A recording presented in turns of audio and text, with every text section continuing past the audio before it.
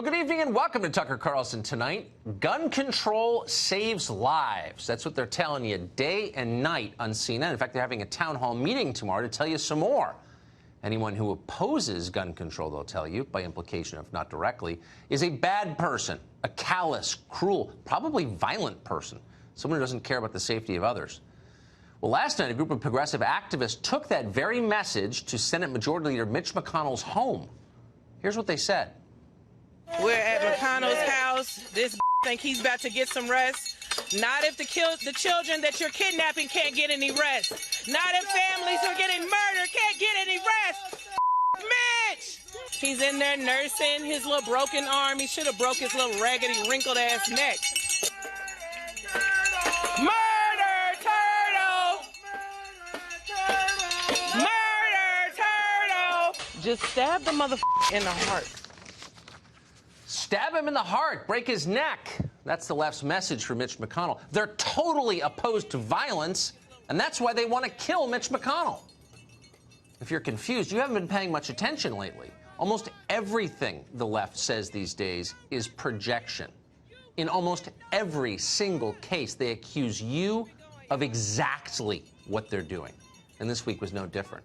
In the wake of two horrifying mass shootings, they've been telling us the president is a hater. He's using race to divide us, they scream. It's wrong. Well, they're right about the second part. It's definitely wrong. But using race to divide us, that's a core tenet of the left. Identity politics is the process of dividing people on the basis of immutable characteristics, factors they can't control. And that's what the Democratic Party is at this point. It's an identity politics party. They promise some Americans reparations. They denounce others for their skin color. They call it privilege. The entire country, they'll tell you, is fundamentally racist and therefore evil. This country was founded on white supremacy, and every single institution and structure that we have in our country still reflects the legacy of slavery and segregation and Jim Crow and suppression, even in our democracy. We can't be blind to the impact of generations of racism and white supremacy that were written into our laws over centuries. So they're buffoons. Yes, they are. They're dumb, of course. Do they have any idea what they're really saying? Probably not. But that doesn't make the cumulative effect any less sinister or damaging. What you're watching, what you saw in those tapes, what you're watching every day, is a systematic effort by the left to undermine the institutions that hold this country together. Chief among those institutions, in this and all societies throughout time, is law enforcement, our justice system. Over the past 25 years, that's been a success story. America's cops have radically reduced crime across this nation. They brought our cities back to life. If you don't know that, you're obviously under 40. Ask anybody who lived in New York City in 1991 what it was like. If that person's honest, you'll be grateful for what the cops did. But now, on the basis of no evidence whatsoever, the left is telling us police are racist monsters. I have challenged our police department to recognize all of the ways in which the uniform has been burdened by racism. We're going to crack down on police brutality aimed primarily at people of color. Training for police officers on implicit racial bias and procedural justice, because to deny it exists is to deny folks liberty and, in many cases, life. How can we continue to lose the lives of unarmed black men in the United States of America at the hands of white police officers? That is not justice. If you are young and black, you're treated differently because of the color of your skin. I don't believe that it's just a case of a few bad apples. I believe that the system is broken. Imagine if you were a cop, or your dad was a cop, or your son was, having to sit and watch that slander day after day. Again, on the basis of no evidence, they're saying that. It's disgusting. Dividing us? Oh, yes, they're dividing us. Or how about our thousands of ICE agents working to enforce laws that the Congress passed? The Congress passes the laws and then hires people and doesn't pay them all that much to enforce their laws. Now Democrats are calling those people Nazis. Good people doing a thankless job that we need to have done, only to have some pampered moron like Ocasio-Cortez savage them for political reasons. None of this is new, by the way. 3 years ago, you remember, Hillary Clinton ran an entire presidential campaign on this premise, attacking the country itself and its people as immoral bigots. You could put half of Trump supporters into what I call the basket of deplorables. Racist, sexist, homophobic, xenophobic, Islamophobic, you name it. That's a message of unity? No. It's a message of disunity. It's a message of hate, actually. Think through the implications of it. Racist, sexist, xenophobic. What do you do to people like that? Do you try and help them? Do you feel like they're your countrymen, your brothers? No. They're horrible. You try to destroy them. And they are trying to destroy them. Yesterday, Texas Democratic Congressman Joaquin Castro, we're not making this up, by the way, tweeted out the names of 44 residents of San Antonio who've donated to Donald Trump's presidential campaign. Illegal activity. But he tweeted them out, and then he tweeted out the names of their employers, too. Why do you think he did that? You know the answer. How'd you feel tonight if you were one of those people? Would you feel safe? No, you wouldn't. That's fine with Congressman Castro, though. His point is really clear. You know exactly why he did that. If someone gets hurt, that's not his problem. You can see where this is going. It wasn't that long ago that the Boston Globe ran an op-ed suggesting that restaurant workers poison the food of Trump supporters. And, of course, Democrats have been calling on people to harass and scream at people tied to the Trump administration for years. They've been saying that. Go to the Hill today.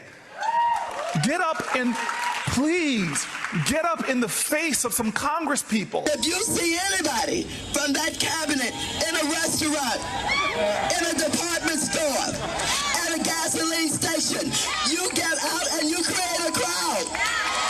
And you push back on them. And you tell them they're not welcome. So, yes, these people are buffoons. And it's our fault sometimes, if we're being honest, including this show, for highlighting what buffoons they are. Because by doing that, we underplay how dangerous their rhetoric is. Our democratic system only works when citizens are free to disagree, free to say to their neighbors, we're on separate pages, we vote for separate people, and not be afraid to say that. But the left is making us afraid to say that. The left demands total conformity. They don't believe in diversity in any sense. They'll use censorship and threats to keep people in line. And in the short term, that may work. They're hoping it works till next November. But over time, it's a big mistake. It's exactly how things fall apart. 9 people killed in Ohio after a shooter ambushed downtown Dayton on a busy Saturday night. Juliet, 9 people were killed and more than 24 injured. The shooter was also killed.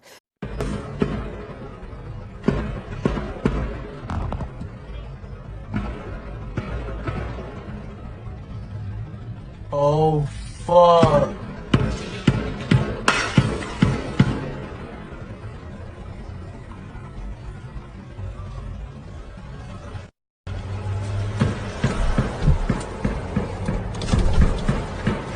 Dude, what the fuck? What the fuck?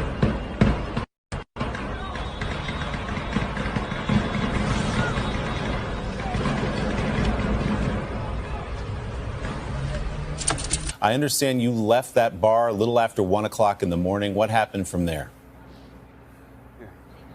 Yeah, at 1:05 a.m. I was leaving out. I know the exact time because I was looking at my phone. I had to be at work at 6 a.m. And me and my cousin, we were leaving out, and we were talking about staying till 1:30, and it was still a long line to get into the club.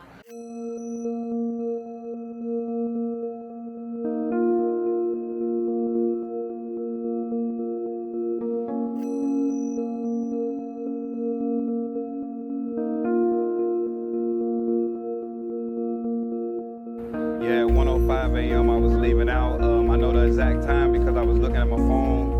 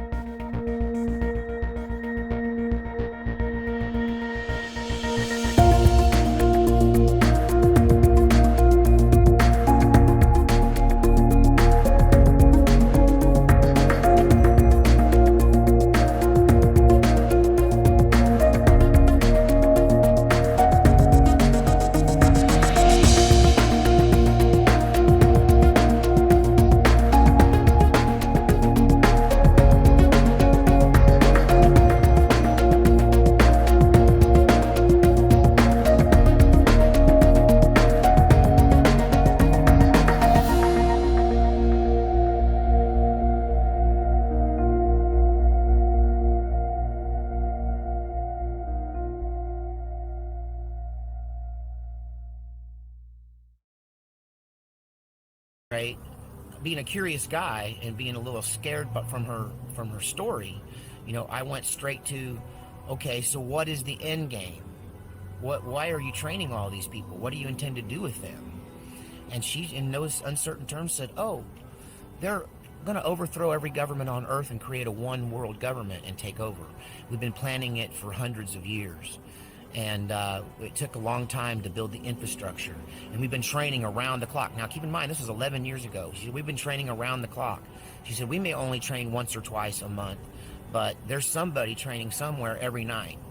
And that there are thousands and thousands and thousands of MK Ultra mind control slaves who are trained assassins who live amongst ordinary people and are, in fact, completely unaware most of the time of who they really are until they're woken up. And that the way I said, well, how are they going to roll this out? You know, the American people aren't going to stand for this. What about, you know, this National Guard and the veterans? And she said, they have no idea what's coming for them. When we do this, it's going to happen so fast. And I said, well, tell me how it goes.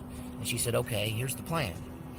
The plan is there will be some event or series of events that will create so much chaos in the world, so much that even the police, I said, what about the police? You know, she said, the police will stay home.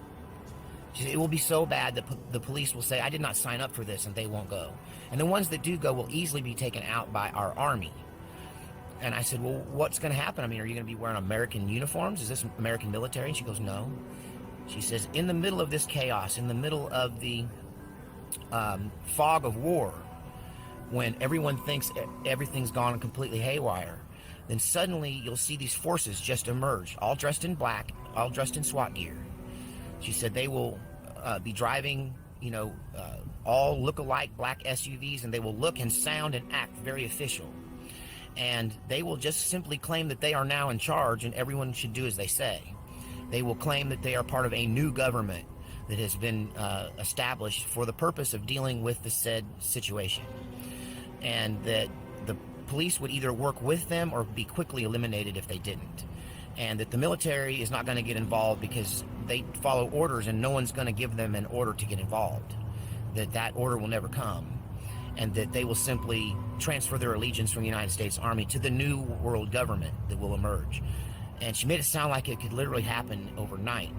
But I think I gathered from it that it was a process that would accumulate with them taking charge at some point, just physically showing up as the guys with the guns and the cars and the official looking uniform.